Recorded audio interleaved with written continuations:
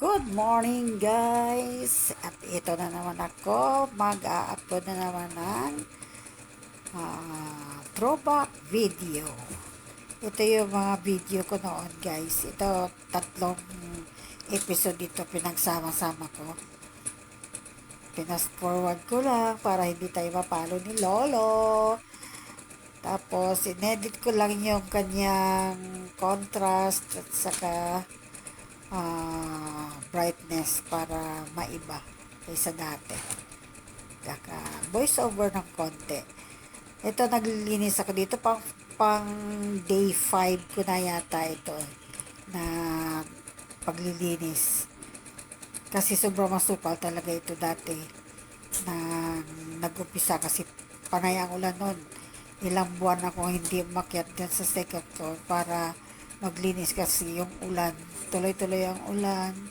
Tapos nagkaroon na ng mga damo-damo doon. Yung aking tanim na bougainvillea ay sobra na sa lumago na. Kaya ang dami kong ginawa doon. Tsaka yun ang naging content ko kasi panahon na yun. Panahon ng pandemic, wala kang magawa, dyan lang kayo sa bahay. Kaya nalinis ko yung garden. Ang dami kong nagawa dyan. Yung sa kakalinis ko, natutuwa ako, panay yung ko ng halaman. Kulang na lang yung sobrang pagkahilig mo sa halaman. Kulang na lang pati damo alagaan mo para lang gumanda. Pero yung bougainvillea ko dati ay konti na lang yung natira dahil nga tinanggal lahat yun. Lahat ng halaman doon tinanggal. Yung iba namatay na lang, tinapon. At yan, yung mga matataas na yan, lahat yan pinutol. Tapos yung pinakapuno niya, yun lang ang iniwan. Tapos tinanim ko ulit, pero yung iba hindi ko na naagapan, namatay na. Kasi wala naman kaming space sa baba. Puro simento lang din doon. Kaya wala akong mapagtaniman. Kaya sa second floor sila nakalagay. Pero nung inayos yun, wala din. Tinanggal din lahat. May mga kalamansi pa nga ako dati na maraming bunga. Binaba namin. Hanggang sa namatay na lang. Kasi ang gusto yata nung kalamansi ay maaraw. Ay doon sa baba hindi siya naarawan. Yan ang aking unti-unti na nagbubulaklak bougainvillea. Hindi pa yan ang pinaka guys. Makita nyo pa yung sa susunod ko na mga upload yung aking bougainvillea. Ang ganda. Punong-puno ng bulaklak yan. Yan pa lang ngayon. Ito, bali 3 episode kasi itong ang ko dito. Pinagsama-sama ko lang. Yan ang lago ng mga bulaklak, ang lago ng mga halaman. Meron pa kaming tanim na hydroponic noon, sa terrace naman nakalagay. Ito sa akin, yung mga halaman. Tapos yung mister ko, nagtanim din siya. Hydroponic naman yung kanya. Nag-viral pa nga yung hydroponic ng ayan, nagpapakita ako nakalimutan ko na itong pangalan ng halaman. Ito pang gandang-ganda ako nito dati. Yan, tuwa ako kasi lumago siya na napakahaba. O diba? Tuwa.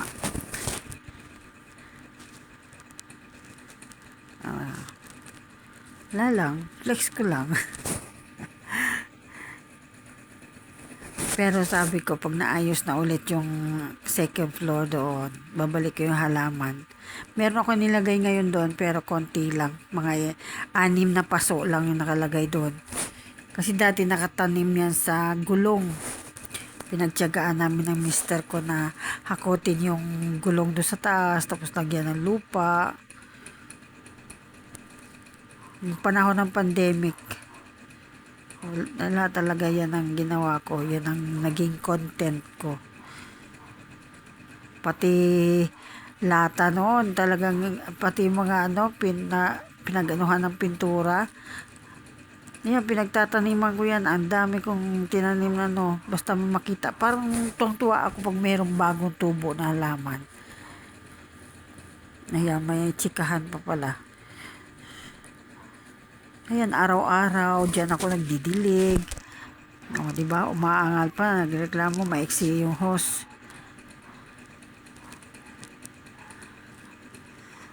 Yan lang guys, ang aking may pakita sa inyo. Ayan. Ayan ay, ano tawag dyan sa halaman yun na. Dati kabisado ko yung mga pangalan yun, ngayon di ko na maalala. Ito lang yung last part natin. Dito ang dami ko pang ginawa dito. Hindi ko pa pala na ubos yung gabundok na basura.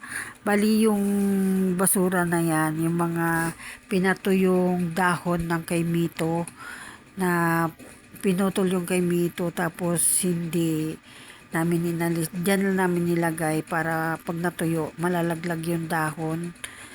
Tsaka namin kukunin tapos yung dahon na yun ang itatapon kasi bawal yung itapon ng buo ang sanga, kaya kailangan patuyuin mo muna at ilagay mo muna sa sako kasi pagka yung sanga-sanga yung ilagay mo doon sa ano, hindi hakutin ng truck, kaya pinagtiyagaan ko ilagay sa sako yung mga dahon. Tapos yung mga kahoy doon lang kung merong hihingi bibigay. May model. Akala ko nag-model pa siya. Magchikahan muna tayo. Mukhang mahaba-haba ang chikadora. Mukhang mahaba-haba ang ano natin ngayon, maritesan. Okay. Hakot-hakot muna tayo ng basura.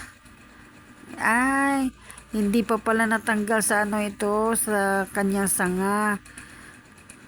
Ayan, tinatanggal ko yung ano. Diba? Ang bilis. Ang dami ko palang ginawa. Nung mga una, yung sobrang excited ka mag-vlog. Ang dami mong nagawa. Ang dami ko talagang nagawa noon. Gardening, kung ano-ano. Talagang bumibili pa kami ng mga paso, kung ano na lang.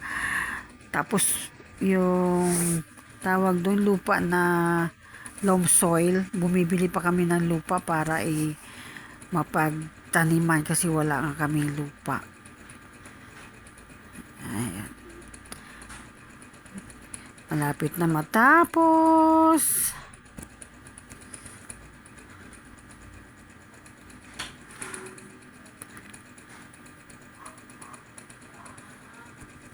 Ang tagal ko rin na tapos yung ginagawa ko dyan.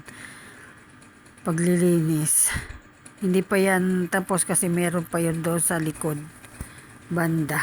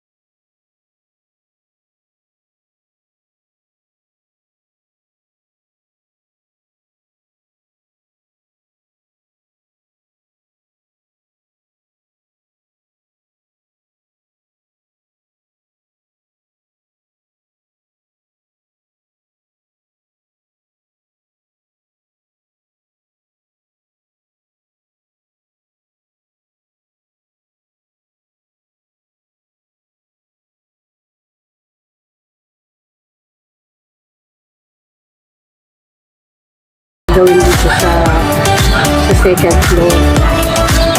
Pero pansamantala, alis mo na, gagawa muna ako ng video o yung magandang video pakita ko sa inyo lahat ng mga okay guys, hanggang bukas samahan niyo ako ulit. Bababa na ako dahil mainit na. Thank you for watching.